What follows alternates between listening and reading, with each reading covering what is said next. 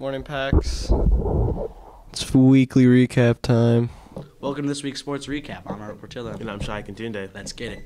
The San Francisco 49ers have signed quarterback Jimmy Garoppolo to the largest contract in NFL history. The young quarterback will be making $137.5 million over the course of 5 years.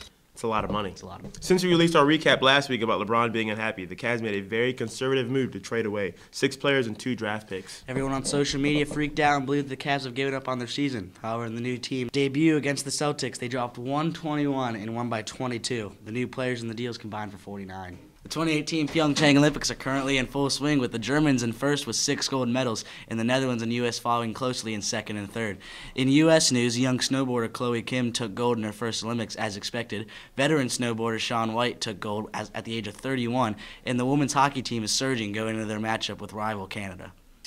In golf, the Wizard Ted Potter Jr. won at the Pebble Beach Pro-Am, shooting a 17 under and beating the field by 2 strokes. This weekend in Premier League soccer, Man City crushed Leicester City 5-1, and Man U lost to Newcastle 1-0. And in conclusion, pitchers and catchers reported to spring training this Wednesday.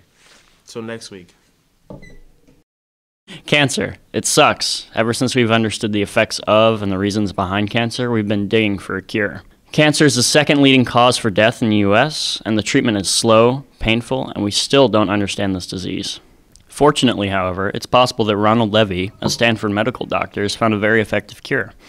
In his study, he used a vaccine to directly target and rid of any cancer found in his mice. It's so effective that he eliminated cancer in 87 of the 90 mice, and the other 3 mice only needed 2 more treatments in order to rid themselves completely of the cancer. Although it's possible that this quote-unquote cure won't follow through, I personally am more excited about this cure than the others. The reason being, this vaccine works with the help of immunotherapy, which means instead of causing damage to all cells, regardless of whether or not they're cancerous, it actually attracts white blood cells to the individual tumors. Moving forward, Levy will be conducting a trial of this treatment on humans.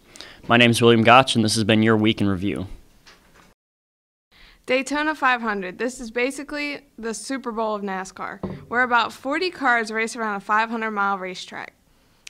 This big race is held at Daytona Speedway in Daytona Beach, Florida. About 250,000 people attend this race every year.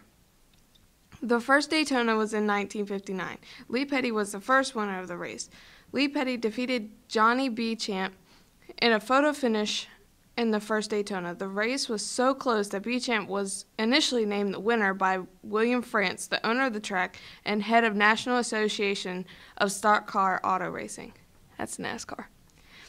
However, Petty, who was driving a hardtop Oldsmobile 88, challenged the results, and 3 days later, with the assistance of news photographs, he was officially named the champ.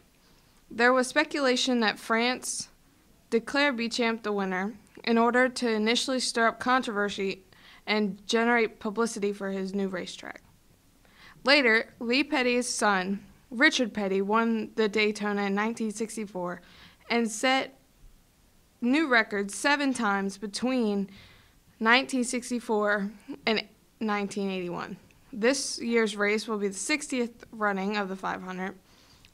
As always, since 2001, the race will be carried and broadcasted by Fox Network. Like any other sport, these racers practice to get used to the track. They run races and advertise their sponsors as they try to get to the front of the pack during each race. Their goal? Get to the front and win that trophy. There's something special about this year's event. After 21 years of racing and becoming the face of NASCAR, Dale Earnhardt Jr. was retired. But as a surprise, he will be returning. Not as a racer, not as a fan in the stands, but as the Grand Marshal. He will give the official start your engines and wave the flag to start the race. Racing is a sport where you can see loud, fast, owner-built cars that get up to about 200 miles per hour. If you like racing but barely watch NASCAR, I highly recommend watching the biggest race of the season.